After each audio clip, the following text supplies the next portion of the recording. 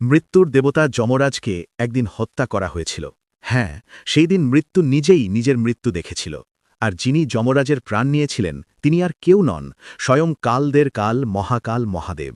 শুধু তার ১৬ বছরের এক ক্ষুদ্র ভক্তকে রক্ষা করার জন্য মহাদেব এমন এক লাথি মেরেছিলেন যমরাজের বুকে, যে আঘাতে যমরাজের প্রাণ বেরিয়ে যায়।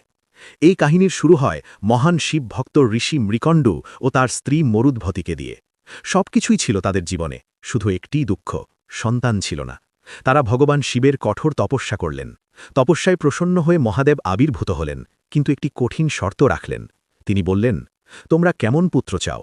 একজন যে ১০০ বছর বাঁচবে কিন্তু হবে মূর্খ, নাকি একজন জ্ঞানী পুত্র যার আয়ু মাত্র ১৬ বছর? ঋষি মৃকণ্ডু জ্ঞানী কিন্তু স্বল্পায়ু পুত্রকেই বেছে নিলেন। ঘরে শিশুর কান্না শোনা গেল। পুত্রের নাম রাখা হল মার্কণ্ডেয়। মার্কণ্ডেয় বড় হতে লাগল। তার তেজ, তার ভক্তি দিন দিন বাড়তে লাগল। কিন্তু যতই তার ১৬তম জন্মদিন এগিয়ে আসছিল, মাতা পিতার কান্না ততই বেড়ে যাচ্ছিল। কারণ জিজ্ঞেস করায় মার্কণ্ডেয় জানতে পারল নিজের মৃত্যুর সত্য। কিন্তু সে একটুও ভয় পেল না।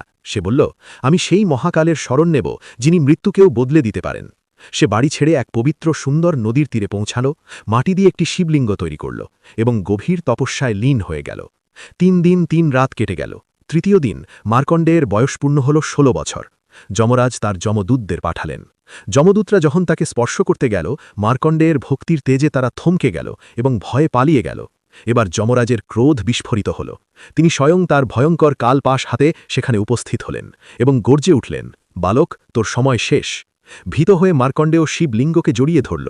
যমরাজ কালপাশ ছুড়ে দিলেন, কিন্তু সেটাই ছিল তার সবচেয়ে বড় ভুল।